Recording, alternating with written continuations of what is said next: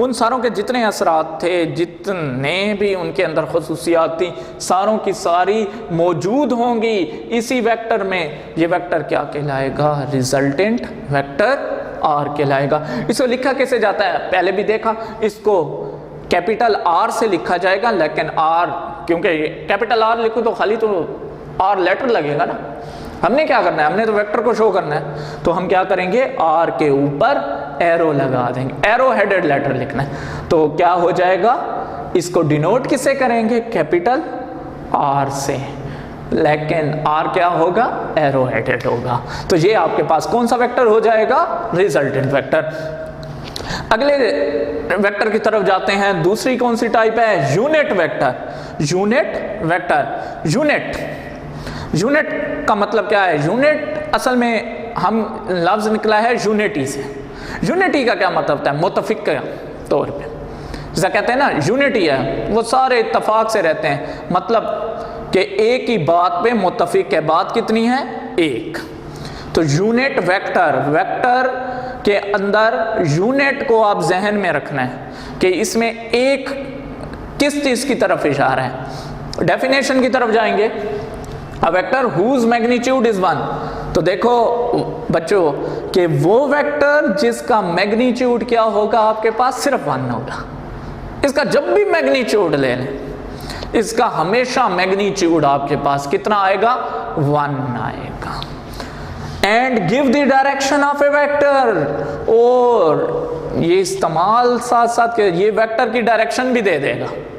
हमें ये बताता क्या है? मैग्नीट्यूड 1 रखेगा, और साथ ही हमें किसी भी वेक्टर है ना उसकी हमें साथ डायरेक्शन की आइडेंटिफिकेशन भी ये कर रहा होगा कि ये वेक्टर जो है ना अलोंग एक्स एक्सिस है, अलोंग वाई एक्सिस है, या एक्स और वाई किसी प्लेन में लाई करता है या किसी कोऑर्डिनेट एक्सिस पे काम लाई करता है। ये हमें क्लियर कर देगा। कौन क्लियर करेगा?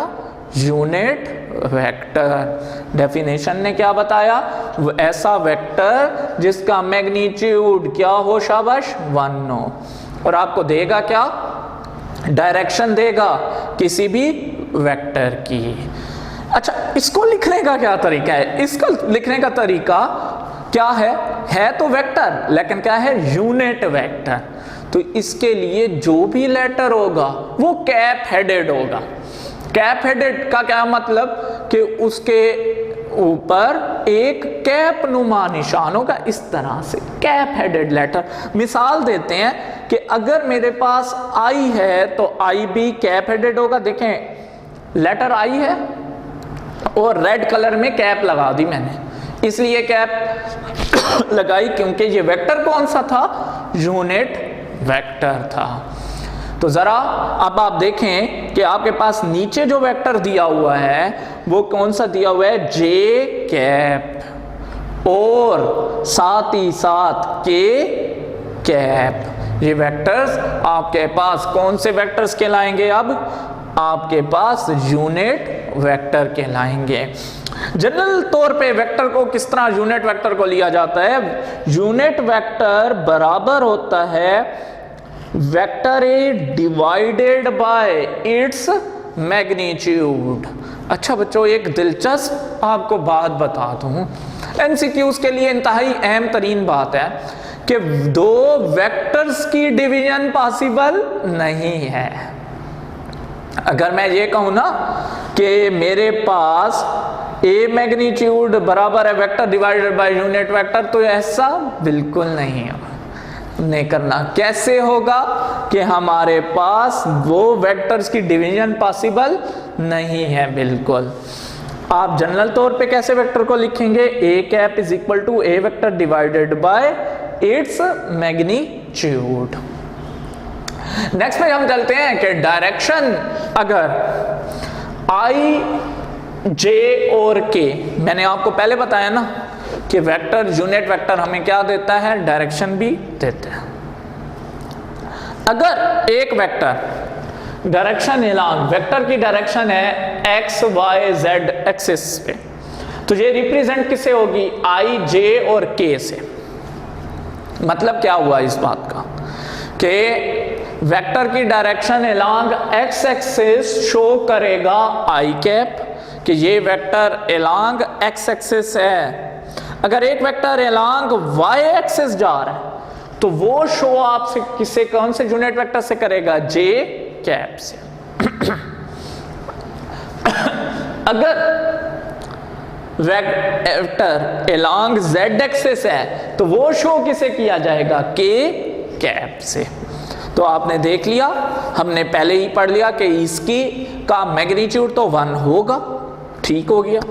डायरेक्शन भी ये देता है, तो ये डायरेक्शन कैसे देता है अभी हमने यहाँ पे पढ़ लिया कि वेक्टर अगर अलोंग एक्स एक्सिस है तो उसकी डायरेक्शन रिप्रेजेंट की जाएगी किससे, आई कैप से, और y पे जे कैप से, और z पे z एक्सिस पे किससे, के कैप से। अब अगला आपके पास जो वेक्टर है वो कौन सा वेक्टर है, उसके दो नाम है, नल वेक्टर भी कहा जाता है और जीरो वेक्टर भी कहा जाता है। आपने पिछली क्लासेस में नल सेट पढ़ा, आपने पिछली क्लासेस में नल मैट्रिक्स पढ़ा जिसका डिटर्मिनेंट कितना होता था, 0 होता था ना।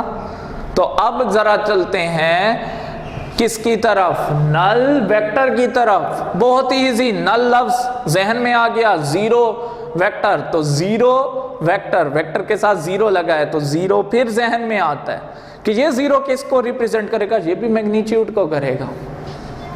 तो देखते हैं कि वेक्टर हुज मैग्नीट्यूड इज 0, वो वेक्टर जिसका मैग्नीट्यूड आपके पास 0 होगा और हैविंग आर्बिट्ररी डायरेक्शन, जिसकी आर्बिट्ररी डायरेक्शन होगी। कैसे, a vector whose magnitude is 0 and having arbitrary direction होगी, इज कॉल्ड नल वेक्टर। क्या कहलाएगा, null vector. Arbitrary direction, arbitrary का क्या मतलब है जरा देखें। आर्बिट्ररी का मतलब है कि इसकी कोई भी डायरेक्शन हो सकती है, सवाबदीद पे है इसकी, इसी वेक्टर की कि ये वेक्टर किसी भी डायरेक्शन में हो सकता है, लेकिन इसकी डायरेक्शन हमें मालूम कभी भी नहीं होगी। तो एक एमसीक्यूज इधर भी आता है कि सवाल ये पैदा होता है कि नल वेक्टर आपके पास लाई किधर करता है। तो अगर कोई भी पूछे कि नल वेक्टर कहाँ पे लाई करता है तो आपने कहना है ओरिजिन पे लाई करता है, इसलिए तो इसको रिप्रेजेंट किससे किया जाता है, ओरिजिन को ओ से किया जाता है ना। लेकिन अगर नल वेक्टर है तो ओ के ऊपर एरो का निशान लगा देंगे, तो ये क्या बन जाएगा बच्चों, नल वेक्टर। अगला वेक्टर आपके पास इक्वल वेक्टर आता है। अगर मैं ये कहूं कि दो वेक्टर्स हैं मेरे पास ए और बी, और दोनों की डायरेक्शन अगर मेरे पास सेम है, एक ही सिमत है, ये भी लेफ्ट टू राइट, ये भी लेफ्ट टू राइट, तो पहली चीज तो हो गई ना कि दोनों की left to right direction same है। फिर हम चलते हैं इसकी वेक्टर की लेंथ पे, जो किसको शो करता था पिछले लेक्चर्स में भी याद होना चाहिए, मैग्नीट्यूड को। तो जितनी वेक्टर की लेंथ होगी उतना इसका मैग्नीट्यूड, दोनों की डायरेक्शन देख ली एक जैसी, मैग्नीट्यूड भी एक जैसा।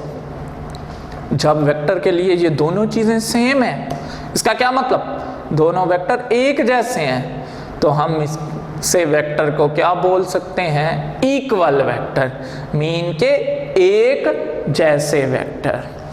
वेक्टर का नेगेटिव वेक्टर भी होता है। नेगेटिव वेक्टर क्या होता है, अगर किसी भी वेक्टर की मैं सिमत को तब्दील कर दूं, मिसाल के तौर पे वो अगर बाएं से दाएं जानिब जा रहा था, तो इस सूरत में वो वेक्टर हमारे पास क्या बन जाएगा, नेगेटिव वेक्टर बन जाएगा। नेगेटिव वेक्टर के लिए खसूसियत क्या है कि अमूमन उसके साथ हम हमेशा क्या लगाएंगे, माइनस का इजाफा करें। नेगेटिव आपको पता है कि साइन किसका, नेगेटिव के लिए साइन कौन सा यूज होता है, माइनस, यानी कि आपके साथ माइनस या नेगेटिव का साइन जरूर वेक्टर के साथ मौजूद होगा। ऐसा वेक्टर हम आइडेंटिफाई कर सकते हैं, तो वो वेक्टर आपके पास क्या कहलाएगा, negative vector. A vector whose direction is opposite, जिसकी डायरेक्शन अपोजिट होगी या रिवर्स होगी। अपोजिट बरखिलाफ होगी, रिवर्स होगी, मुखालिफ सिमत में होगी टू दी ओरिजिनल वेक्टर, जो असल वेक्टर दिया हुआ है। असल वेक्टर ए था, उसकी लेफ्ट टू राइट थी। अगर मैं अब वेक्टर की राइट टू लेफ्ट कर दूं, ये देखें ये लेफ्ट टू राइट है, अब मैं राइट टू लेफ्ट कर दूं तो ये आपके पास ओरिजिनल वेक्टर है और ये उसका कौन सा है, नेगेटिव वेक्टर। तो ऐसा वेक्टर आपके पास क्या कहलाता है, नेगेटिव वेक्टर कहलाता है। और मजे की बात, अगर दोनों वेक्टर्स को हम ओरिजिनल और नेगेटिव वेक्टर को ऐड कर दें तो इससे क्या आप हासिल कर सकते हैं, नल वेक्टर भी हासिल कर सकते हैं। तो नल वेक्टर अगर आपने हासिल करना है तो आप जरा देख लें कि नल वेक्टर हम कैसे हासिल कर सकते हैं। तो ए आपने ये plus minus A is equal to null vector. बहुत ही अहम तरीन एमसीक्यूज के नल वेक्टर को बच्चों हासिल किस तरह किया जाता है कि अगर किसी भी वेक्टर को उसके नेगेटिव वेक्टर से हम ऐड अप कर दें तो हमारे पास क्या आता है, नल वेक्टर। इसलिए तो नेगेटिव वेक्टर को हम क्या कहते हैं कि ओरिजिनल के क्या होगा, किस पे होगा, रिवर्स होगा, अपोजिट इन डायरेक्शन होगा। तो बच्चों आज का टॉपिक इंशाल्लाह आप लोगों को समझ में आ गया होगा। नेक्स्ट टॉपिक हम स्टडी करेंगे। नेक्स्ट टॉपिक में हमने क्या क्या स्टडी करना है, तो उसमें हम वेक्टर्स की मल्टीप्लिकेशन को देखेंगे और हम देखेंगे कि पोजीशन वेक्टर हमारे पास क्या होता है। ओके, अल्लाह हाफ़िज़, अल्लाह ने के बाद।